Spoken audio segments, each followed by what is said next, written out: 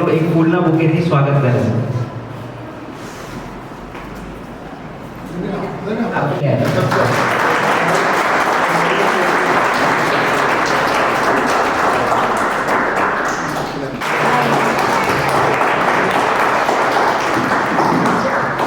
સોશિયોલોજીમાં 2008 થી 2024 સુધીમાં તેમણે અલગ લેવલ લગભગ 60 થી વધારે સેમિનાર્સ, વર્કશોપ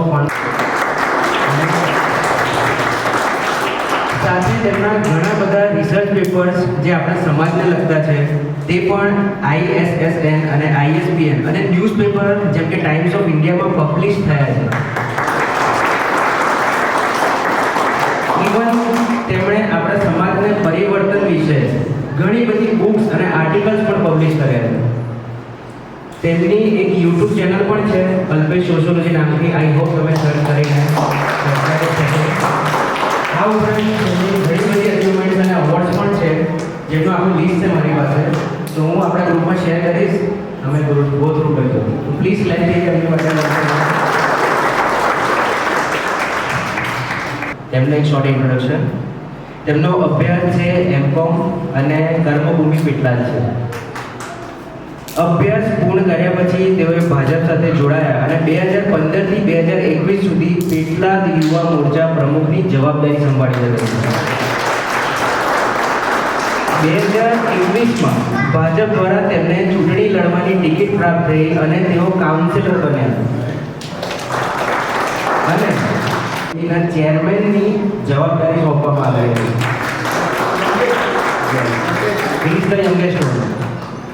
સાથે તેઓ સહકારી સંસ્થાઓમાં પણ સેવા આપી રહ્યા છે, જેમ કે ગુજરાત સ્ટેટ ટોબેકો ફેડરેશનમાં તેઓ ડિરેક્ટર છે અને લક્કડપુરા અનાજ ઉત્પાદક સહકારી મંડળીના તેઓ ચેરમેન પણ છે. અને તેમનો મેઇન એમ આવો છે કે ખેડૂતોના હિતોની રક્ષા કરવી અને તેમનો આર્થિક વિકાસ થાય તે માટે આપણા જય સર હંમેશા પ્રયાસ કરતા રહે. પ્લીઝ લેટ થઈ જાય.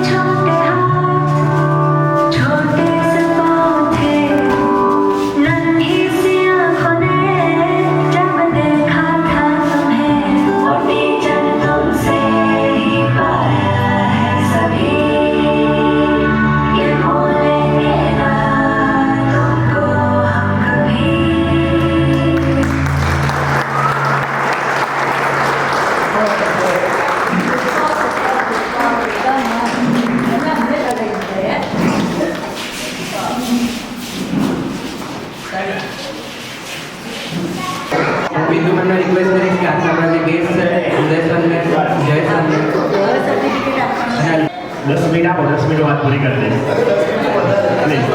Thank you so much. બાળકો સુધી મારી વાત ના પહોંચે એ સ્વાભાવિક છે. બિંગ કોલેજના ટીચર તરીકે બાળકોને કેવી રીતે વાત કરવી એ કદાચ મને ના પણ ફાવે, એવું બની શકે. પણ અહીંયા જે પેરેન્ટ્સ છે એમને મારે થોડી વાત કરવી છે કે આજના જમાનો કેવો છે અને બાળકની ઉછેરમાં કઈ તકેદારી રાખવાની છે. આ બે બાબતો ચોક્કસપણે હું તમારી સામે રજૂ કરવાનો પ્રયત્ન કરીશ. તમે જો વિદ્યાનગરમાં જાઓ તો જુન્નરકર હોલ કરીને છે અને બહુ વર્ષો પહેલાં CBM અંતર્ગત એક કોલેજ હતી જેમાં જુન્નરકર સાહેબ કરી અને પ્રિન્સિપાલ હતા. એ ટાઈમે મોરારજીભાઈ દેસાઈ જે હતા એ આપણા સેન્ટર ગવર્મેન્ટના રોડ અને ટ્રાન્સપોર્ટ મિનિસ્ટ્રી એમની પાસે હતી. એકવાર એ કોલેજનું આવું જ કોન્વોકેશન હતું, પ્રમાણપત્રો આપવાના હતા, ડિગ્રી આપવાની હતી અને આવ્યા. છેલ્લે મોરારજીભાઈએ કહ્યું કે ભાઈ તમારે જે પૂછવું એ પૂછી શકો છો. તો એ ટાઈમે એમની સરકારમાં એક ભ્રષ્ટાચાર થયેલો રોડ અને મકાન વિભાગનો. એટલે એક પટેલ સાહેબે ઊભા થઈને પૂછ્યું કે તમારા મંત્રાલયમાં અત્યારે ભ્રષ્ટાચારની વાતો છાપવામાં આવે છે તો સર તમે શું કહેવા માંગો છો? મોરારજીભાઈને વાંચો તમને ખબર પડે, એ સ્વભાવે થોડા કડક હતા એટલે ચલવી ના લે. એટલે મોરારજીભાઈ ગુસ્સે થઈ ગયા, તને કશું ખબર ના પડે, તું માસ્તર છે, તું બેસી જાય. તો એ ટાઈમે જુન્નરકર સાહેબ જે એ કોલેજના પ્રિન્સિપાલ હતા એ ઊભા થઈ ગયા અને સેન્ટર મિનિસ્ટર એટલે કેન્દ્ર સરકારના મંત્રાલયના વ્યક્તિને એવું કહ્યું કે સર જો તમે અમને અને અમારા સ્ટાફને અને અમારા વિદ્યાર્થીઓને ના સમજતા હોય, એમની ભાવનાઓ અને લાગણીઓને ના સમજતા હોય તો હું એવું માનું છું કે ભલે મુખ્ય મહેમાન તરીકે તમને બોલાવ્યા પણ હું તમને કહું છું કે મોરારજીભાઈ તમે અહીંયાથી વિદાય લઈ લો. શું આપણે આપણા બાળકમાં આવી ના પાડવાની, સાચું ખોટું સ્ટેજ ઉપર કે જ્યાં રજૂ કરવાની હોય એવી ભાવના કેળવી શકીશું? તમે જો મોટાભાગે અત્યારે શું થઈ જાય ખબર છે, ઓફિસર લેવલે કે બાળક લેવલે હાજી જમાનો હાજીનો છે. મને પ્રમોશન મળતું હોય, બે ફાયદા મળતા હોય, મને કંઈક સારું મળતું હોય વ્યક્તિગત રીતે તો રાષ્ટ્રહિતની બાજુ પર મૂકી દઈશ. હું મારા વ્યક્તિગત સ્વાર્થ માટે રાષ્ટ્ર, સમાજ, ગામ આ બધાને સાઈડમાં મૂકી દઈશ. તો આપણે બાળકમાં એવા પ્રકારની ભાવનાઓ પેદા નથી કરવાની કે જેથી કરી બાળક જે છે એ માત્ર પોતાનો વિકાસ કરે અને સમાજ અને રાષ્ટ્ર તરફની પોતાની જે દાયિત્વ છે અથવા જે ફરજો છે એ ભૂલી જાય. ગાંધીજીએ બહુ સરસ શબ્દ આપ્યો છે જેને આપણે શિક્ષણ કહીએ છીએ અને ગાંધીજી કેળવણી કહેતા. અને આ કેળવણી શબ્દ એટલે બાળકોને કેળવવા. આ બધા ફૂલ છે, આ ફૂલને તમે કેવા સુગંધવાળા બનાવવા માંગો છો, કેટલા સુંદર બનાવવા માંગો છો. આપણે વાત કરીએ છીએ અમૃતકાળની. તમે જાણો છો 2047નું આપણે એક વિઝન સેટ કરેલું છે જેમાં આખું પેરેડાઇમ શિફ્ટનો આખો પ્રયત્ન થાય છે. આ 2047નું ભારત છે.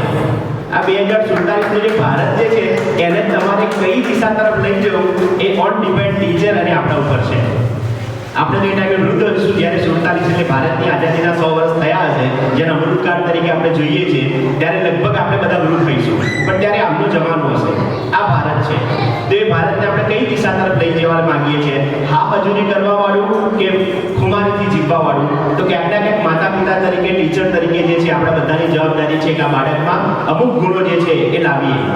ટાઈમ મેનેજમેન્ટ એમને પાકું તમારે શીખવાડવાની જરૂર છે અને શીખવાડવું પડશે. બિંગ પેરેન્ટ્સ બહુ ધનવાન વ્યક્તિ હતો.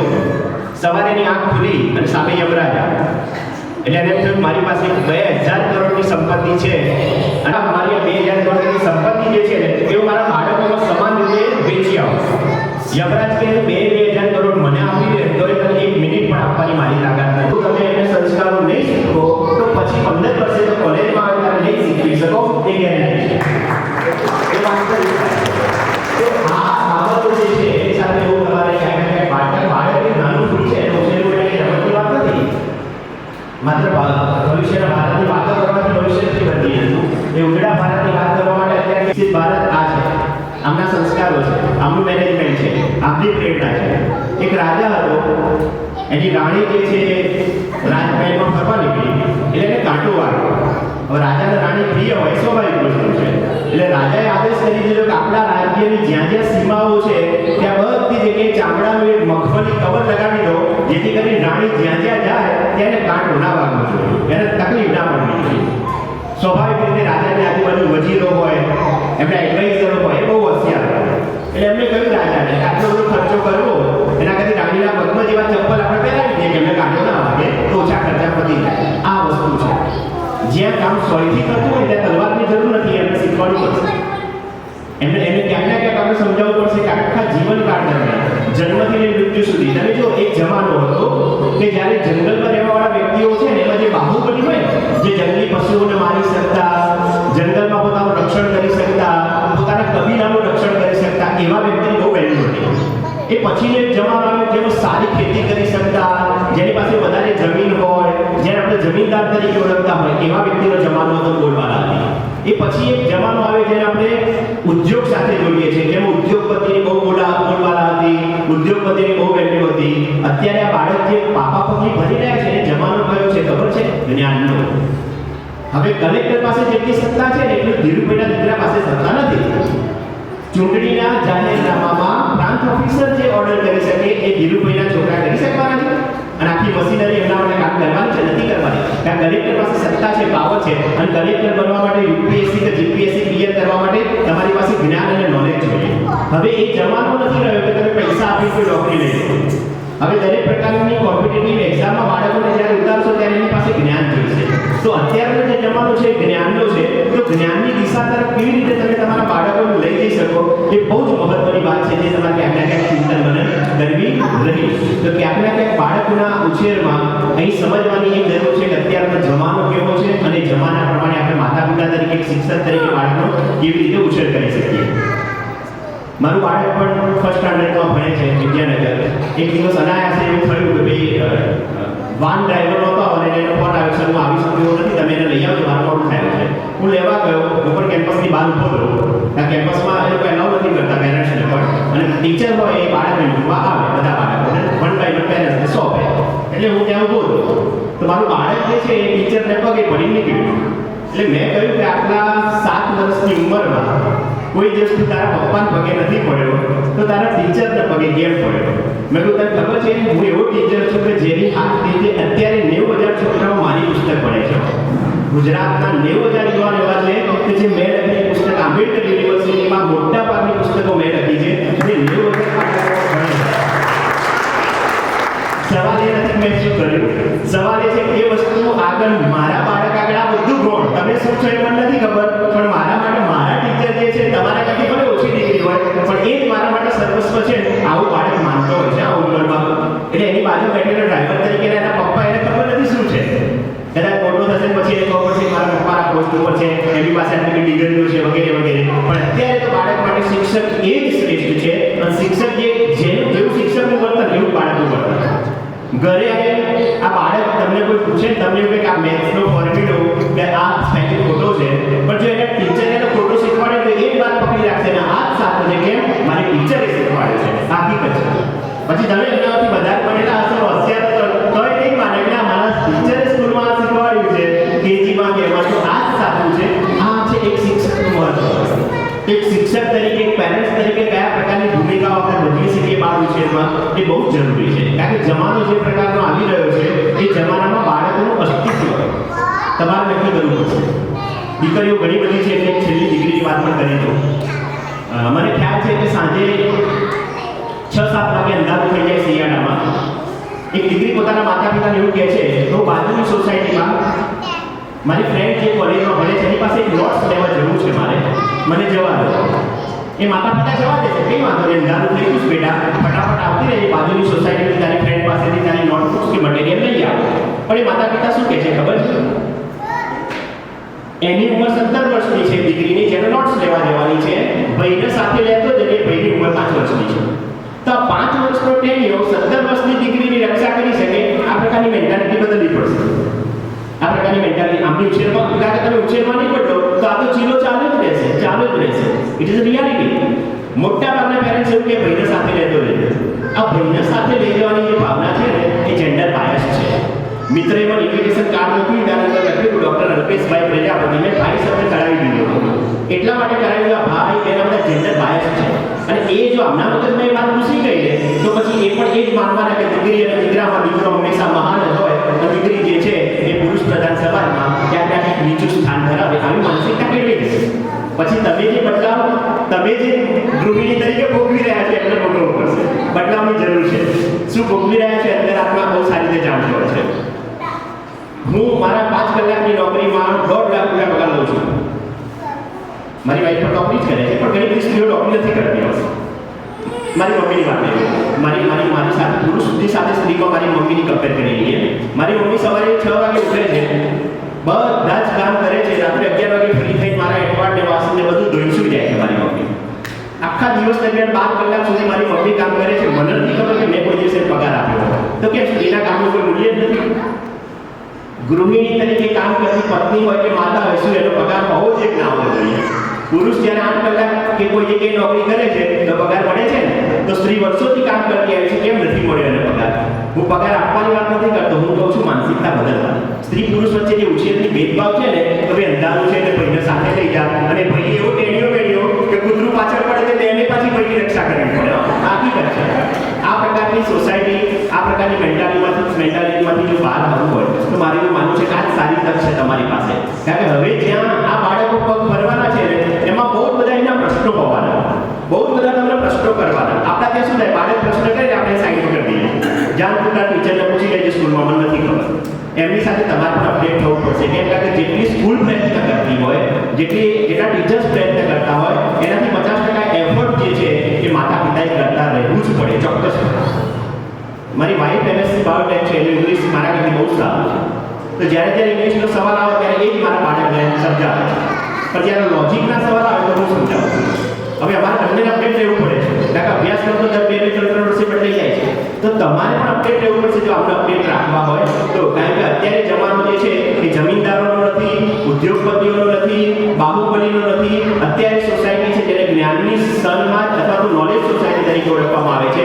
અને નોલેજ અને કોમ્પિટિશનના જમાનામાં તમે તમારા બાળકનું કોઈ નિશ્ચિત સ્થાન ઊભું કરવા માંગતા હોય તો ચોક્કસપણે આપણે હળી મળીને એફર્ટ કરીશું તો આપણા બાળકો જે છે એ 2047 જે વિકસિત ભારત અથવા અમૃતકાળનું જે ભારત જે છે એ ચોક્કસપણે એ સ્વપ્નને આપણે સફળ કરી શકીશું એવું માનું છું. Thank you.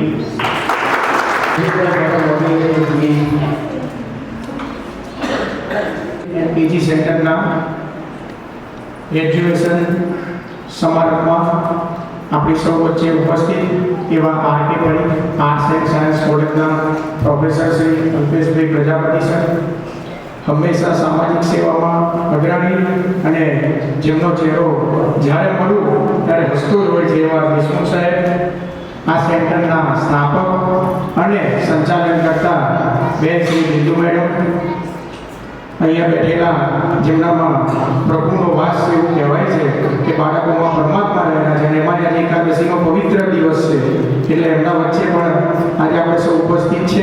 એવા સૌ આપણા આ બાળકો અને અહીંયા બેઠેલા બાળકોના સૌ વાલીઓ, જેમ કોઈ સેનાને વિજય મેળવવો હોય તો તે સેનાપતિનું માર્ગદર્શન, તે સેનાપતિની શક્તિ અને તે સેનાપતિની વ્યૂહરચના ઉપર આધાર રાખે છે. તેમ આ સેન્ટરના સેનાપતિ જેમને હું કહીશ એવા બિંદુ મેડમનું માર્ગદર્શન, બિંદુ મેડમની કાર્ય કરવાની પદ્ધતિ અને તેમના માર્ગદર્શન હેઠળ જે રીતે અહીંયા જે શિક્ષકો છે, તેમના સ્ટાફ મિત્રો છે, એ બાળકોને જે રીતે કેર કરી રહ્યા છે, સારા સંસ્કારોનું તેમાં સિંચન કરી રહ્યા છે, તે ખૂબ જ પ્રશંસનીય કામગીરી છે. અને આવનારા સમયમાં જેમ સાહેબે વાત કરી એમ કે વિકસિત ભારતનું ઘડતર કરવાનું કામ જો થઈ રહ્યું હોય તો તેની પ્રોસેસની જે પાયાની ફેક્ટરી કહેવાય એ ફેક્ટરીનું ઓનર અને ઓપરેટર બિંદુ મેડમ અને એમનો સ્ટાફ છે. આવનારા સમયમાં બિંદુ મેડમ પોતે સાંઈબાબાનો ભક્ત છો તો બાબા તમને વધુ સારી શક્તિ આપે, બળ આપે અને આવા સમાજ માટે આ દેશ માટે પ્રશંસનીય કામગીરી કરતા રહો તેવી આશા રાખું છું. આપે મને બોલાવ્યો, 2 શબ્દ બોલવાની તક આપી, આપણા આગળ સાહેબ ઘણું બધું માર્ગદર્શન આપ્યું એટલે બહુ કહેવાનું રહેતું નથી. ત્યારે આપણા બાળકો છે જે કાલના અંદર મસ્તી અને મજાક કરી રહ્યા છે એટલે બોર થઈ જશે. આપણે જે કાર્યક્રમ માટે ભેગા થયા છે એ કાર્યક્રમની હવે શરૂઆત કરીએ. ફરી એક વખત મળીને બોલાવ્યો, બહુમાન કર્યું એ બદલ હું આપનો અને આપણા સ્ટાફ મિત્રોનો ખૂબ ખૂબ આભાર માનું છું. ભારત માતા કી જય.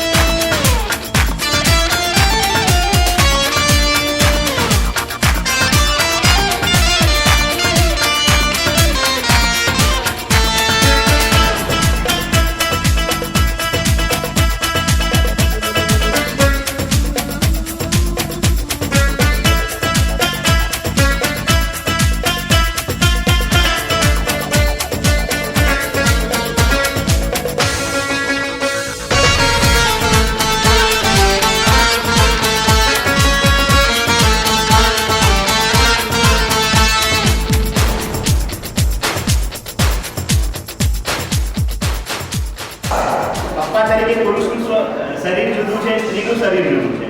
પણ when your child will be go to school, એટલે તમારું બાળક જ્યારે સ્કૂલ જાય ને ત્યારે એક જ પુરુષનું માતા પિતા બંનેનું સ્વરૂપ જુએ છે અને એક જ સ્ત્રીમાં માતા પિતાનું બંને સ્વરૂપ જુએ છે. એટલે તમે સેપરેટ છો, ઘરે જુદા છો, પણ જ્યારે સ્કૂલમાં તમારું બાળક આવે ત્યારે એક શિક્ષકમાં મમ્મી પણ છે, પપ્પા પણ છે. એટલે જ્યારે મારા કોલેજના બાળકો મારી પાસે આવતા હોય ત્યારે મને મમ્મી તરીકે પણ જોવે છે, પપ્પા તરીકે પણ જોવે છે. એટલે મારે ક્યાં કડક થવાનું છે એ પણ મને ખ્યાલ છે અને મારી મમ્મી જેવી ક્યાં નાગરિક બતાવવાની છે એ પણ મને ખબર છે. એટલે આમના માટે જે આ ઊભા રહ્યા ને એ મમ્મી અને પપ્પા બંને છે, જે ઘરે તમે જુદા છો. તો ઘરે પણ ભેગા થઈ જશે. ઘરે પણ ભેગા થશો, એક અંતરાત્મા થશે, એક વિચાર થશે, તો એનો આપણા ઉપર જે ઘડતર ઉપર અસર કરશે એ તમે જોજો ડેફિનેટલી પોઝિટિવ હશે. કોઈ માનો